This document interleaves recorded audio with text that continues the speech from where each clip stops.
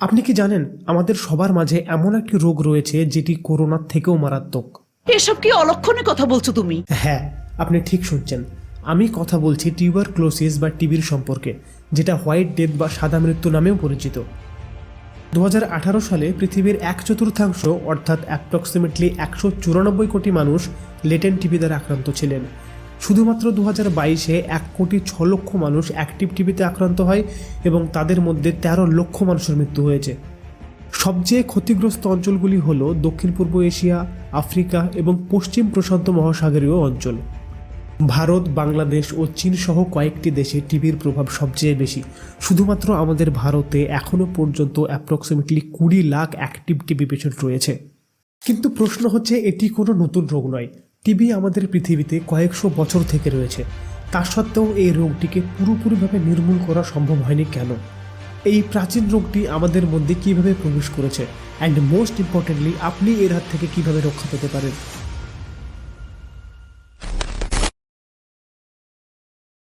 TB করোনার থেকেও মারাত্মক কেন তা আপনি কিছুক্ষণের মধ্যেই জানতে পারবেন, তবে তার আগে আমরা বেসিকটা ক্লিয়ার করে নিই। টিউবারক্লোসিস বা টিবি একটি সংক্রামক রোগ যা মাইক্রোব্যাকটেরিয়াম টিউবারক্লোসিস নামক ব্যাকটেরিয়া দ্বারা হয়। এই ব্যাকটেরিয়াটি প্রধানত আমাদের ফুসফুসে আক্রমণ করে, তবে এটি কিডনি, মস্তিষ্ক এবং মেরুদণ্ডের মতো শরীরের অন্যান্য অংশেও ছড়িয়ে যেতে পারে। কিন্তু এটি কোনো নতুন রোগ নয়। টিবির ইতিহাস বেশ প্রাচীন। গবেষণায় জানা গেছে যে প্রায় 17,000 বছর আগের বন্য ষাঁড়ের মধ্যে টিবি ব্যাকটেরিয়ার অস্তিত্ব ছিল। তবে টিবি কি প্রথমে গবাদি পশুতে শুরু হয়েছিল এবং পরে তা মানুষের মধ্যে ছড়িয়েছে, নাকি মানুষের কাছ থেকে গবাদি পশুর মধ্যে ছড়িয়েছে তা এখনও পরিষ্কার নয়। বৈজ্ঞানিকরা মনে করেন যে টিবি ব্যাকটেরিয়া মানুষ গবাদি পশুর কাছ থেকে পায়নি, বরং এই ব্যাকটেরিয়ার অস্তিত্ব নব্যপ্রস্তর যুগের আগেও মানবজাতিতে ছিল। এমনকি 4000 খ্রিস্টপূর্বাব্দে প্রাগৈতিহাসিক মানুষের হাড়ে টিবির চিহ্ন পাওয়া গেছে। টিবি নিয়ে আধুনিক গবেষণার সূচনা হয় 1689 সালে, যখন রিচার্ড মর্টন প্রথমবারের মতো ফুসফুসে টিউবারকেল যুক্ত রোগ হিসাবে এটিকে শনাক্ত করেন। কিন্তু এর নানা উপসর্গের কারণে এটি 1820-এর দশক পর্যন্ত একক রোগ হিসাবে চিহ্নিত হয়নি। 1720 সালে বেঞ্জামিন মার্টিন ধারণা করেন যে কনজাম্পশন নামের রোগটি ব্যাকটেরিয়া দ্বারা সংক্রমিত হয়, যা কাছাকাছি বসবাসকারী মানুষের মধ্যে ছড়ায়। পরে 1819 সালে রেনে লাইনেক প্রমাণ করেন যে টিউবারকেল ফুসফুসের টিবির কারণ। 1832 সালে জে.এল. শেনলিন প্রথমবারের মতো টিউবারক্লোসিস নামটি ব্যবহার করেন। টিবি যে একটি সংক্রমণযোগ্য রোগ, এটি প্রথমবারের জন্য প্রমাণ করেন 1865 সালে জিন অ্যান্টোইন ভেলেমিন। এবং 1882 সালে 24শে মার্চ রবার্ট কোচ টিবির জন্য দায়ী ব্যাকটেরিয়া মাইক্রোব্যাকটেরিয়াম টিউবারক্লোসিস আবিষ্কার করেন। তার এই যুগান্তকারী আবিষ্কারের জন্য তিনি 1905 সালে চিকিৎসা বিজ্ঞানে নোবেল পুরস্কার পান। এখন আসল বিষয় হলো, টিবি বাতাসের মাধ্যমে ছড়ায়। যদি কোনো সংক্রমিত ব্যক্তি কাশি দেয়, হাঁচি দেয় বা এমনকি কথাও বলে, তাহলে ব্যাকটেরিয়াযুক্ত ছোট ছোট ড্রপলেট বাতাসে মিশে যায় এবং যখন অন্য কেউ নিঃশ্বাস নেয় তখন এই ব্যাকটেরিয়াগুলি তাকে আক্রমণ করে। একটি ভয়ঙ্কর ব্যাপার, তাই না? তবে এখানে একটু স্বস্তির খবর আছে। ব্যাকটেরিয়ার সংস্পর্শে এলেও সবার অসুস্থ হওয়ার সম্ভাবনা থাকে না। আসলে টিবি দুই ধরনের হয়, অ্যাক্টিভ টিবি এবং লেটেন্ট টিবি। লেটেন্ট টিবির মানে হচ্ছে আপনার মধ্যে ব্যাকটেরিয়া প্রবেশ করেছে কিন্তু এটি সুপ্ত অবস্থায় রয়েছে, এটি কোনো উপসর্গ সৃষ্টি করে না। অন্যদিকে অ্যাক্টিভ টিবির মানে হচ্ছে এই ব্যাকটেরিয়াটি আপনার শরীরে দ্রুত বৃদ্ধি পায় এবং আপনাকে অসুস্থ করে তোলে, এবং এটাই সবচেয়ে বেশি সংক্রামক। যদি কারো অ্যাক্টিভ টিবি থাকে তাহলে তার 3 সপ্তাহ বা তার বেশি সময় ধরে কাশি হবে, বুকে ব্যথা হবে এবং কফ দিয়ে রক্ত পড়বে। এছাড়াও জ্বর, রাতের বেলায় ঘাম হওয়া, ক্লান্তি এবং দ্রুত ওজন কমে যাওয়ার মতো সিমটমস দেখা যেতে পারে। এই সিমটমসগুলিকে অনেক সময় অন্যান্য রোগের মতো দেখায়। এই জন্যেই টিবিকে দ্য গ্রেট ইমিটেটর বা মহান ছদ্মবেশী বলা হয়। মনে করুন কোনো এক সকালে আপনি গভীর নিঃশ্বাস নিচ্ছেন, কিন্তু সেই নিঃশ্বাসের সঙ্গে ক্ষুদ্র কিন্তু প্রাণঘাতী ব্যাকটেরিয়া মাইক্রোব্যাকটেরিয়াম টিউবারক্লোসিস আপনার ফুসফুসে প্রবেশ করেছে। এই চালাক ব্যাকটেরিয়ার একটি উদ্দেশ্য আপনার শরীরে বৃদ্ধি পাওয়া এবং নিজেকে রক্ষা করা, এবং তাদের কাছে এই কাজটি করার জন্য যথেষ্ট সরঞ্জাম রয়েছে। তারা আপনার ফুসফুসের অ্যালভিওলার এয়ার শাক্সে গিয়ে বসবাস শুরু করে। এখন আপনি যদি আমার এই ভিডিওটি দেখে থাকেন তাহলে আপনি জানবেন, যখনই কোনো একটি ব্যাকটেরিয়া আমাদের শরীরে প্রবেশ করে আমাদের ইমিউন সিস্টেম সঙ্গে সঙ্গে তার বিরুদ্ধে লড়তে শুরু করে। তো এখানেও আমাদের ইমিউন সিস্টেমের প্রথম সৈনিক ম্যাক্রোফেজ এই ব্যাকটেরিয়াগুলির বিরুদ্ধে লড়তে শুরু করে। এই প্রক্রিয়াটিকে বলা হয় ফ্যাগোসাইটোসিস। ব্যাকটেরিয়াগুলোকে ফ্যাগোসাস নামে একটি ছোট্ট ভেসিকলে আটকে রাখা হয় এবং পরে শক্তিশালী লাইসোসোমের সঙ্গে মিলিয়ে ধ্বংস করার জন্য প্রস্তুত করা হয়। কিন্তু এখানে একটি সমস্যা রয়েছে। মাইক্রোব্যাকটেরিয়াম টিউবারক্লোসিস কোনো সাধারণ শত্রু নয়। তাদের একটি শক্ত মোমের মতো মাইকোলিক অ্যাসিডের আবরণ রয়েছে, যা তাদের এই বিষাক্ত পরিবেশ থেকে রক্ষা করে। শুধু তাই নয়, তারা শরীরের অভ্যন্তরে বৃদ্ধি পায় এবং ধীরে ধীরে ম্যাক্রোফেজকে মেরে ফেলে। এই লড়াইয়ের ফলে ফুসফুসে খুন ফোকাস নামে একটি প্রাথমিক সংক্রমণের স্থান তৈরি হয়, যা সাধারণত ফুসফুসের মধ্যবর্তী জায়গায় অবস্থিত।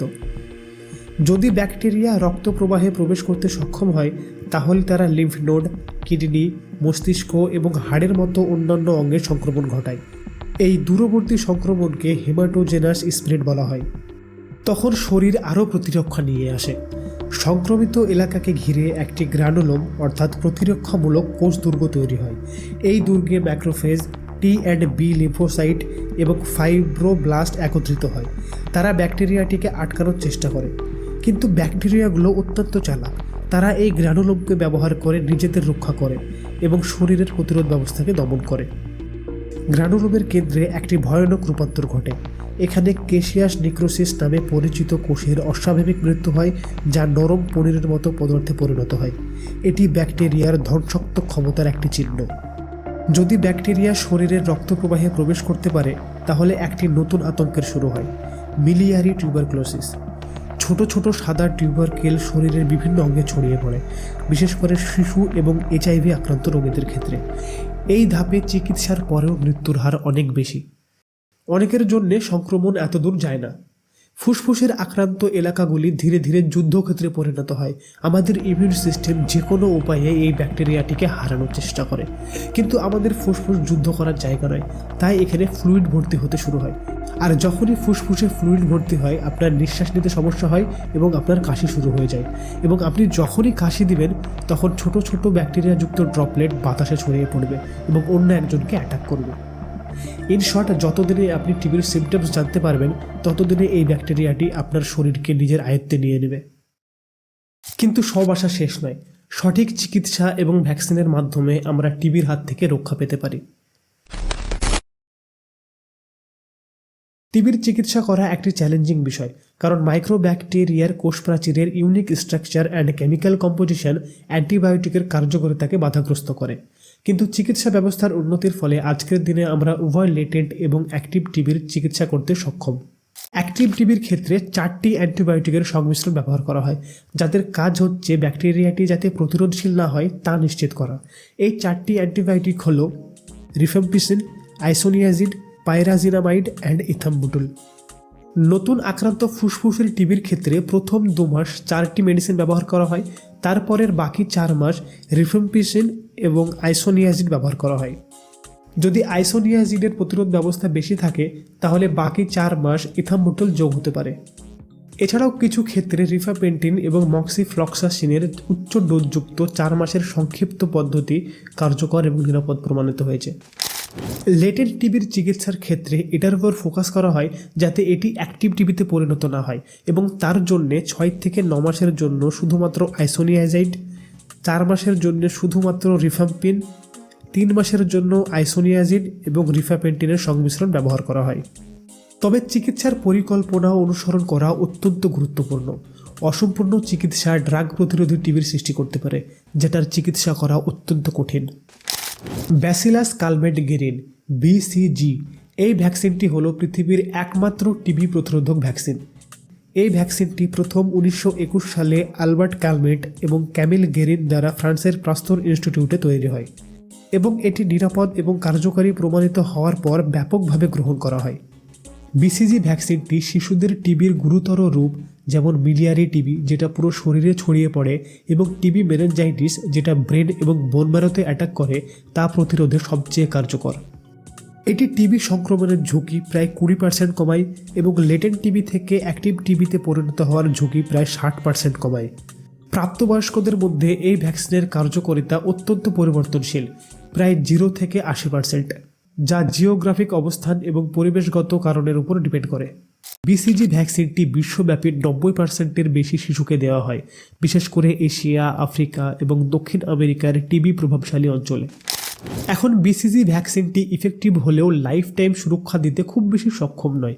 সময়ের সাথে সাথে এর ক্ষমতাও কমতে শুরু হয়। সেই জন্যেই যারা স্মোক করে, যাদের ডায়াবেটিস আছে, যাদের ফ্যামিলিতে কারো টিবি হয়েছিল, বা এমন কেউ যে বাচ্চাবেলায় বিসিজি ভ্যাকসিন নেয়নি, তাদের জন্য আমাদের Indian government adult BCG programme launch করেছে। অলরেডি বেশ কয়েকটি স্টেটে প্রোগ্রাম শুরু হয়ে গেছে, কিছুদিনের মধ্যে আমাদের ওয়েস্ট বেঙ্গলেও হবে। এবং আপনিও যদি এই ক্যাটাগরির মধ্যে পড়েন তাহলে অবশ্যই ভ্যাকসিন নেবেন। But what about side effect? ভ্যাকসিনের কি কোনো সাইড ইফেক্ট হতে পারে, বা আপনার কি ভ্যাকসিন নেওয়া উচিত হবে? সেই সম্পর্কে জানতে হলে এই ভিডিওটি অবশ্যই দেখবেন।